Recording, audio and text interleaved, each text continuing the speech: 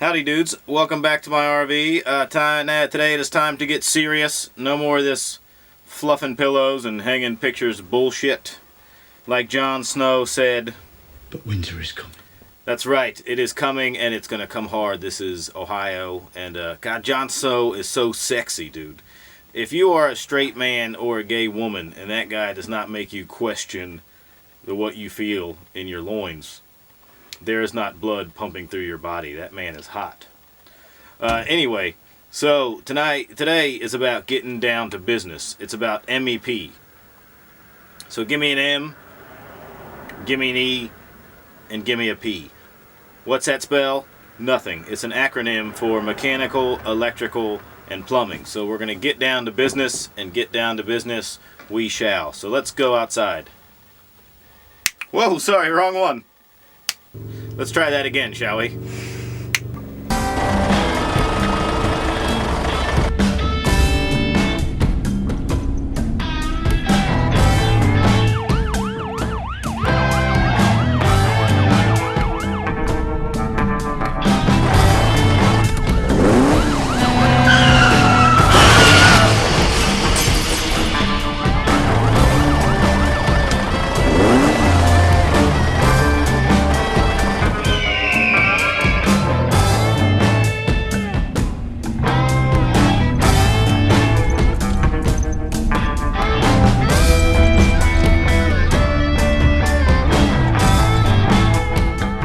Alright, we're going to start with mechanical first because that's the first letter in the acronym.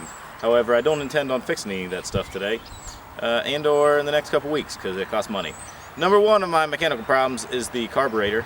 Well, actually not the carburetor. The carburetor requires a choke, an electric choke, that the electric choke is out.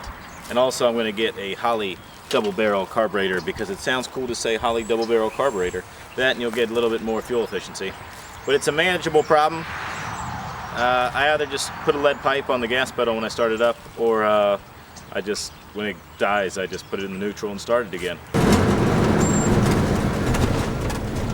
Oh, you fucker.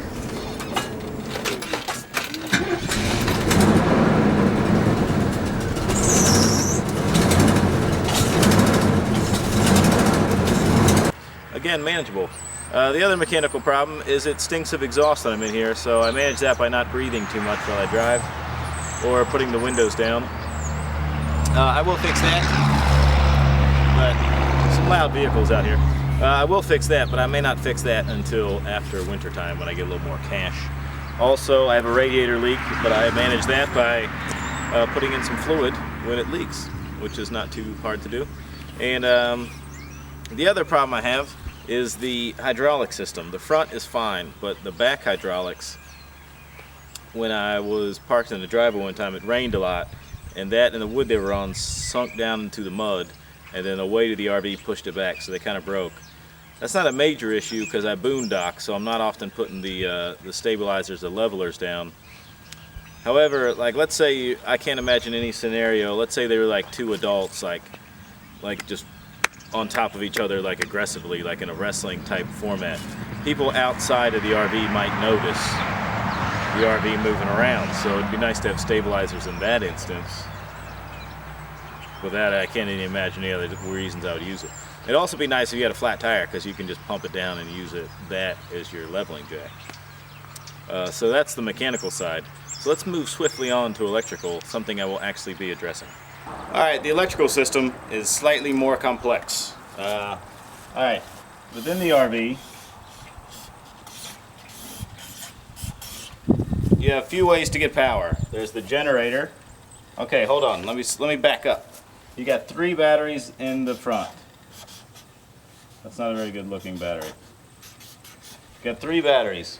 One starts the engine, pow pow pow, and then the other 2 work stuff like the lights, they help with the gas for the fridge, different little things like that. But, alright, I know this doesn't make any sense, but I'm confused too. Alright, okay, you have the generator, that's going to power things like your outlets. It's kind of weird that this actually has a choke. Normally you're not going to have a choke because you got a push button start on the inside, which kind of sucks, so especially if it's going to be cold, I got to come out here and choke it out. Choke it out. tap out generator. So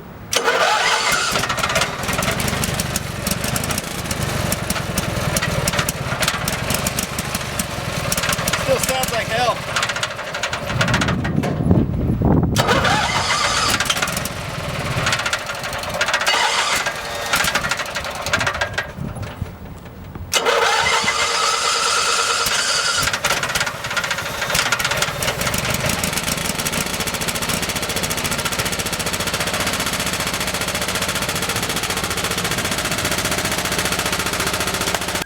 And gas and the battery help do the gas heater, but what I need is something to heat all the time, and I don't want to be using nothing but propane all the time, and I also want my outlets going, so I need a constant source of power as I'm not plugging in, which you can also do. There's that big plug which I showed before on the epic fail, which was the breaker video.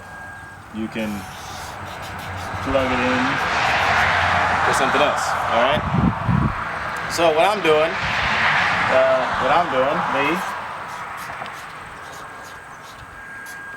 what I'm gonna do is I'm taking and putting 3 solar panels up top. And solar panels you don't get straight electricity from. They have to charge batteries and you get power from those. So with these batteries I'm going to add a few more, which I did buy from Interstate Battery, and the guy recommended some other batteries that have longer life to them or more storage capacity. However, I look on the side of it and it says junk real big on one of them, so I'm going to return those, and instead of getting 4, I'm going to spend more money and get 3 more that match, get 3 that match the 2 house batteries I have now. So my 3 solar panels will charge these batteries, and then from this lead battery I'll run this to, it's called an automatic transfer switch, and that automatic transfer switch, if I were to turn the generator on, then this would be powered by the generator. If I were to plug it in, it'd be powered by the plug. Whatever you're using it, it transfers around to that. I don't want, because I boondock and I'm sneaky style camping, I don't want to be firing up that disgusting generator all the time because it explodes and it doesn't necessarily run real well. And I need constant power for heat tape and different stuff so my water and all that doesn't freeze. Which moves us swiftly along to the P portion of the video, the plumbing.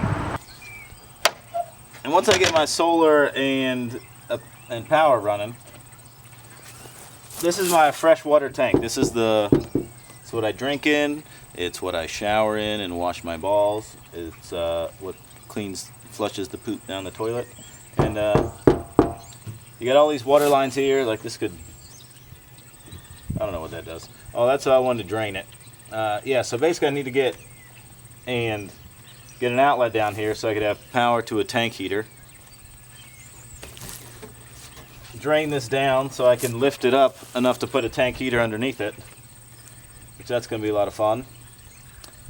And then run heat tape along all these water lines and then wrap them all in insulation. Yeah, it's going to suck. It's going to suck a lot, but in order to do that I need power down here in which to do that with. I think this is my water pump. I don't know what any of this stuff is. Yeah, that's my water pump there. That pumps water up into stuff. So when I want water in the shower, I need that to be turned on. So that's that. You might remember this section of the RV from the What Would You Do With All That Poo video. So anyway, this I also have the 2 tanks, the gray water and the black water I need not to freeze. And if way back in here, you can see where the 2 water lines come in from the fresh water tank.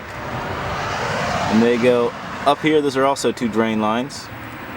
Handy to know. And then they go up into the RV. Right up there. Sorry, you can't see that very well. So that's where they start, which is the goes up to there, the hot water heater. So that is in the bathroom, and that also leads out into the kitchen area. So I need to find a way, because these walls are so thin. Again, I need constant heat, and anywhere where they're not in a heated inside area, I need to wrap them and get heat tape on them. And I'm also inside here going to insulate this whole area, just like the other side, and then try to keep some heat in there so I don't do a big block of ice. What a horribly useless, kind of pointless video this was. However, I just want to demonstrate to you the work I have on the road ahead.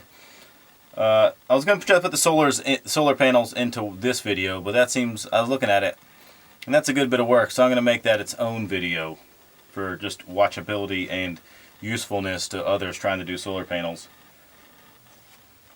without having to see any of my other silliness. And my plan is to get all this work done, aside from the mechanical part. Hopefully if I can get the carburetor, that would be nice to have. But I don't know, we'll see how it goes.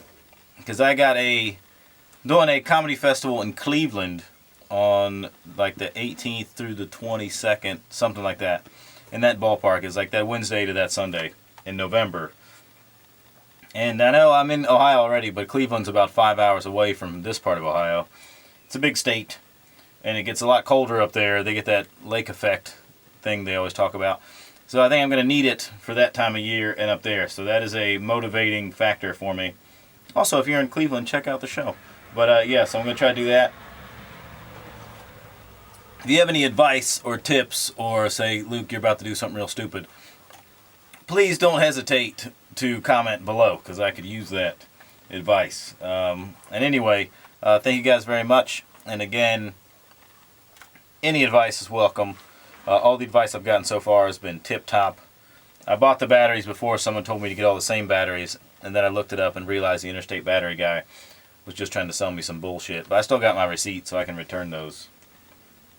Hopefully. If not, I'll make a big stink about it, and I'll write them a real mean letter. But I'm not too worried. I think they'll take them back. Anyway, that's it for today. So thank you guys very much, and see you next time.